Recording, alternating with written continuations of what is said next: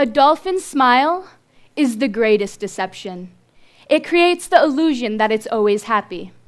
Rick O'Barry. If a dolphin in captivity could speak, it would tell you. My family lived in the ocean, freely swimming around. One day, we were chased by fishing boats, threatened by noises from the banging of metal pipes, driven to a shallow inlet, and confined there. My father died from suffocation after becoming entangled in fishing nets. My mother was slaughtered with a knife for human consumption. My sister died of shock when she was lifted out of the water, and my brother drowned during the capture procedure. Both of them were processed for meat and eaten by humans and their pets. I myself survived, was brought into this aquarium, taught tricks, and now I'm working to entertain you. People love dolphins, but they lack empathy when they enjoy dolphins in captivity. They do not make the connection that to bring a dolphin into these preposterously unnatural circumstances requires that dolphins be ripped from their natural habitat, kidnapped from their families and podmates, held in nets, carried in trucks, hoisted into planes, and flown to distant locations. Many die in the process. Those that survive are condemned to a life in a cement tank, listening to the interminable hum of the filtration system and screams of the audience. Drive hunts are when dolphins and small whales at sea are herded by boats into a cove area where they are either killed or selected alive for sale to marine parks and aquaria across the globe. The Japanese drive hunts alone kill nearly 20,000 dolphins, porpoises, and small whales every year. It has been documented that some dolphins have taken more than 30 minutes to die when harpooned during these hunts. The dolphin hunters make approximately $32,000 for each live dolphin they capture. These figures can skyrocket to $250,000 for a trained captive dolphin. Commercial whaling was outlawed in 1986, but dolphin hunts remain legal. Rick O'Barry has worked on both sides of the captive dolphin issue. In the 1960s, he captured and trained dolphins, including the 5 dolphins who played the role of Flipper in the popular American TV series. When Kathy, the dolphin who played Flipper most of the time, committed suicide in his arms, Rick O'Barry realized that capturing and training dolphins is simply wrong.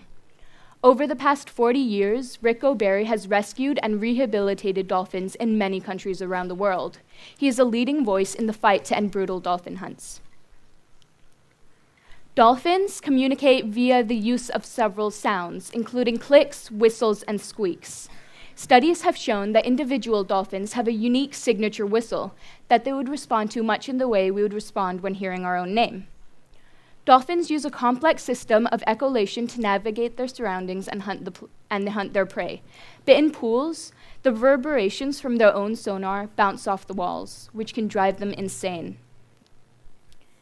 An Emory University scientist determined that the relative brain size of many dolphin and whale species is second only to that of modern humans, and that the complexity of the neocortex of many dolphin and whale species is comparable to, and perhaps exceeds, that of the modern human brain. Other studies have revealed that dolphins have distinct personalities, a strong sense of self, and the ability to consider the future. Several species of dolphins travel upwards of 100 miles a day in the open ocean. Many species are deep divers, and some only spend about 20% of their time on the surface of the water.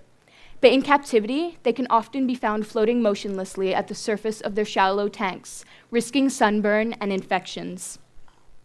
Orcas at SeaWorld would have to swim around the main pool 1,900 times to swim the distance they would in the wild. In 2014, 4 dolphins were sent over land by truck from Java to Bali. This trip took around 30 hours. It's the worst nightmare for a dolphin, and it's happening right here in Indonesia. The dolphins were captured from the Java Sea, which is an illegal process, yet the company who bought them claimed they were rescued after becoming entangled in fishermen netting. It's all a dirty, false way to obtain dolphins easily and cheap from the ocean. This way, they avoid any official permits needed by the Indonesian authorities.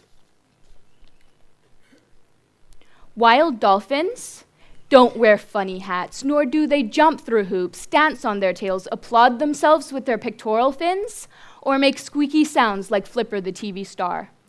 Wild dolphins do not live in artificial environments where their movement, diet, social structure, behavior, and entire way of life is manipulated, controlled, and restricted. The life of captive dolphins, no matter how large the tank or state-of-the-art environment, is not natural, it is not clever, it is abusive. Dolphins perform in captivity only to be fed and to stay alive. Dolphin traveling circuses are a big hit in Indonesia. There are 3 separate companies running these inhumane operations, much to the delight of the uninformed spectators who pay pennies each to see these dolphins perform.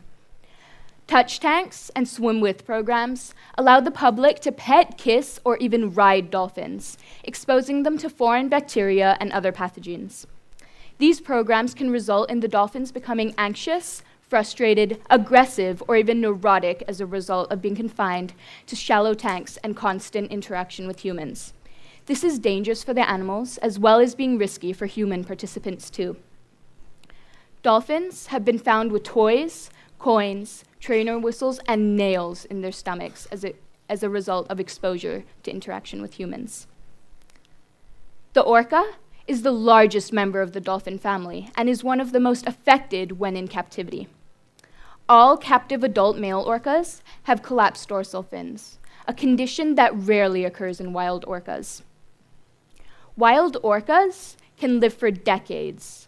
One matriarch named Granny is more than 100 years old. The median age of orcas in captivity is only 9. At least 44 orcas have died at US SeaWorld facilities from causes ranging from severe trauma to intestinal gangrene. Not one has died of old age. There are few examples of orcas that have lived for a long time in captivity, but with severe consequences. Lolita, torn away from her family when she was just a baby, has existed in the same tank at the Miami Seaquarium for nearly half a century. Tilikum, the orca who lashed out and killed SeaWorld trainer Don Branchow and 2 other people, has been cramped in a tank for more than 30 years since he was taken from his Icelandic family. There's been many other incidences of a human being endangered by a captive stressed orca.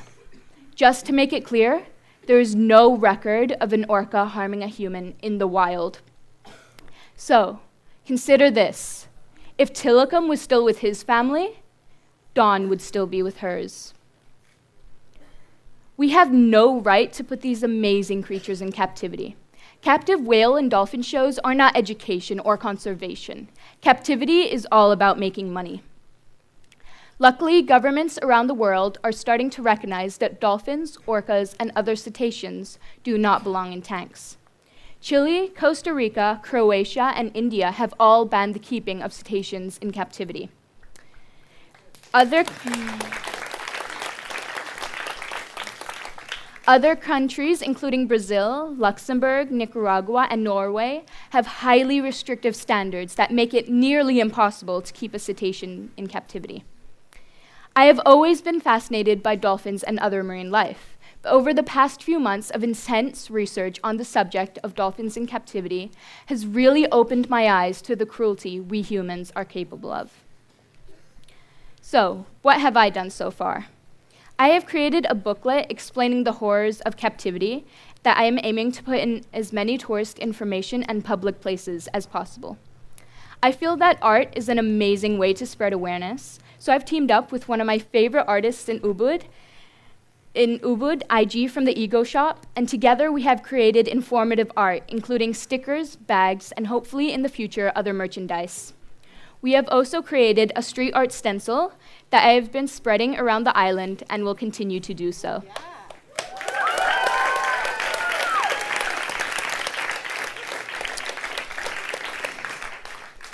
I am planning to volunteer to be a cove monitor for Rick O'Barry and the Dolphin Project in the near future, and hopefully one day work with other organizations such as Sea Shepherd and Greenpeace. I am determined to stay an animal advocate and be a voice for the voiceless.